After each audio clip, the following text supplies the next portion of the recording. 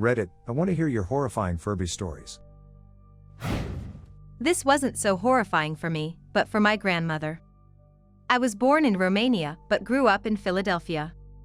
My family and I went back to visit one year, and I brought my Furby along. Now, being from a very small Romanian village, my grandmother had no exposure to creepy talking toys like Furbies, and didn't know anything like that even existed. So, we arrive at my grandmother's home, and I unpack my belongings and place my Furby on an end table in the bedroom. Later on in the day, my grandmother goes into the bedroom to put some towels and linens for us, and we hear her scream in pure terror. Every one of us runs in to find her terrified because the Furby had woken up and spoke to her. She had no idea it was a toy. She was utterly terrified and confused. My dad calmed her down and explained what it was. My dad then removed the batteries and put the Furby back in a suitcase and told me I couldn't take it out of the suitcase till we got back to Philadelphia. My grandma bought 2 of these monsters. One for me and one for my older sister. I did not want one. One day, my sister found mine. I hid it in a closet and put it outside my bedroom door to scare me. I opened my door, it did creepy noises, arm things, and I freaked out and kicked it.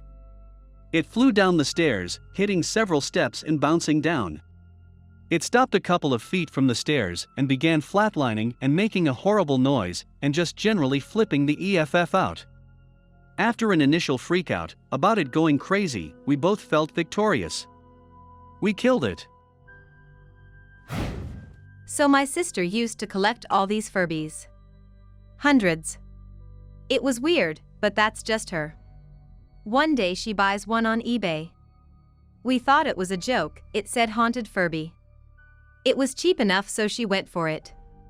Huge mistake. Strange things started happening after she got it. She kept really good track of all of them somehow. She started noticing some coming up missing.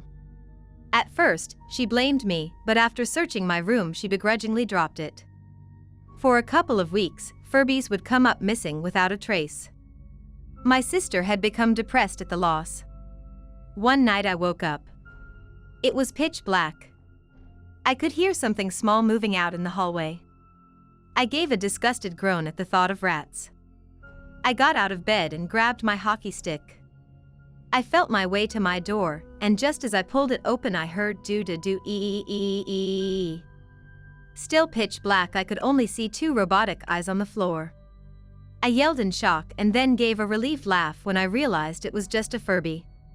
Figuring my dog had been playing with it, and thinking that I had figured out the case of the missing Furbies, I grabbed the toy and shuffled to my sister's room to return the furry toy. I opened my sister's door, leaving the light off as not to wake her. Trying not to trip over anything, I slowly made my way to her Furby shelf. I had just set it down and was making my way out of the room when I stepped on something hard.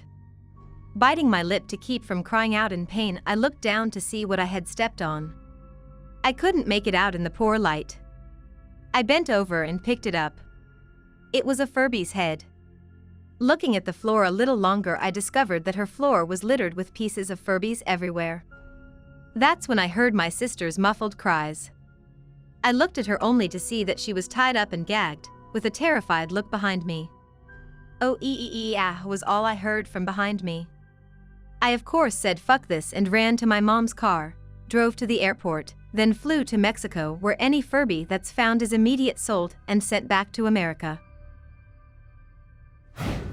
My family went on a trip and apparently, my stepsister's Furby somehow ended up blocking a heater vent in the trunk. Well, after several hours of getting a concentrated blast of heat, something in the damn thing overheated or melted or something. When we finally stopped and opened the trunk, whatever had melted in it was causing it to make these terrifying guttural moaning and occasional screeches. On that day I discovered what Furbies truly are, demons from the lowest depths of hell. I think my sister was scared of them for a while after that. It was 2002, or somewhere around that time. Furbies were just starting to gain popularity, and we were on holiday in Turkey. We saw them. My 12-year-old self and my 8-year-old sister had to have one. I settled for a green one, and my sister went for a black and white one. We played quite happily with them for a day or two, poking its belly, sticking our fingers in their mouth, all that jazz.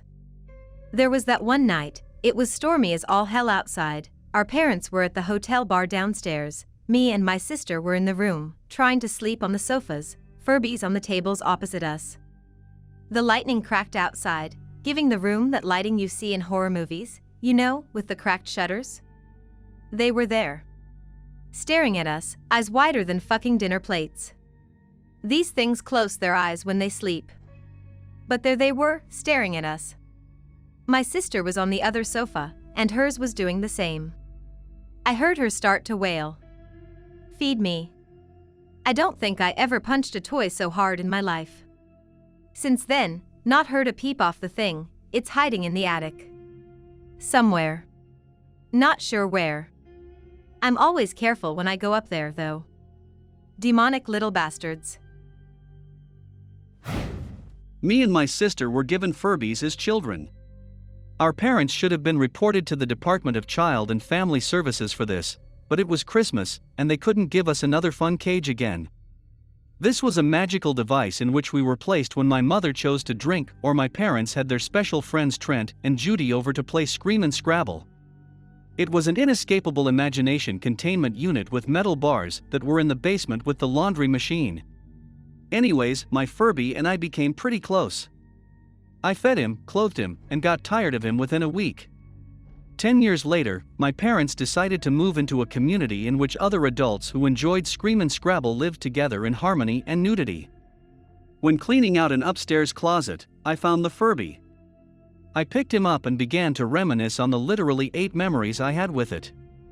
Just when I was about to put him in his final resting place, the trash, his eyes opened up very slowly, and he began to spout demented remnants of a language that only Satan could speak. We performed an exorcism before driving a wooden stake through its heart. When I finally got a Furby, I was so happy. A few months later, I was showing it off to some random girl in my neighborhood when I dropped it. It caused the Furby to no longer have vocal cords, but the Furby did all the motions like talking and blinking his eyes. The best way to explain the sound that came out was like a robot walking. It wouldn't stop. I remember I freaked out and tried everything to shut it up. Nothing. I threw it in my closet. Hours later, it was still going. I made my dad take the batteries out. Never brought it to life ever again. Shudders. Okay. Let me set the scene. I am 6. My room is very small, with a built-in wardrobe. I got bored of my Furby one day, put it on the shelf in the built-in wardrobe so it is out of sight. I go to bed one night, tucked in all toasty, no lights on or anything. All of a sudden, I am woken up. I hear what sounds like crying. I sit bolt upright. The crying continues. Then, all of a sudden, I hear peekaboo and air, hungry, ahhh, amongst other annoying things. I go into the wardrobe and the Furby is just there, staring at me. After finally shutting it up / putting it to sleep, I go back to bed and it wakes me up again.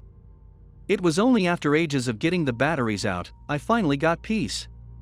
But even 12 years after, that haunting sound of the whining of a Furby still disturbs me. I hated Furbies as a kid. I believe Toy Story mentally fucked me up, as I believed all my toys had feelings and whatnot.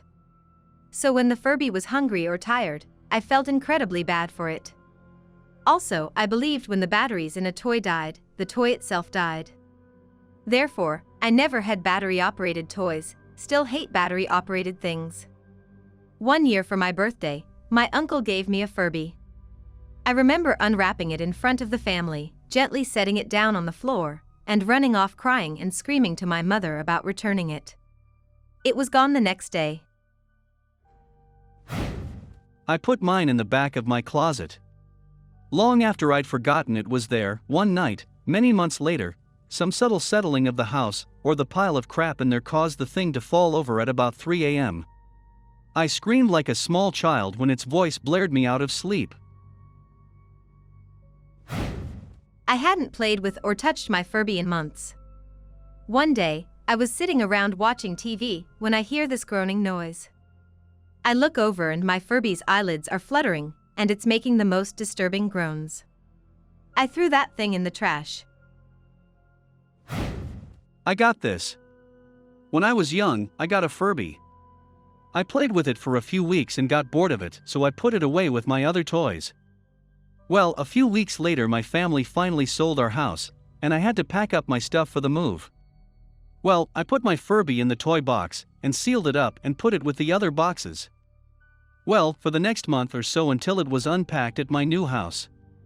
Every time that box got touched, or at other seemingly random parts of the day my family, and I would hear an "it's dark in here," or a "tickle me," or whatever those annoying fuckers say, and there was nothing we could do about it because we didn't want to move a stack of boxes just to dig through them to kill that thing.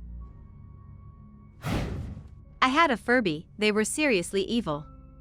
Mine would go off in the middle of the night and speak in like glitched out tones without any provocation.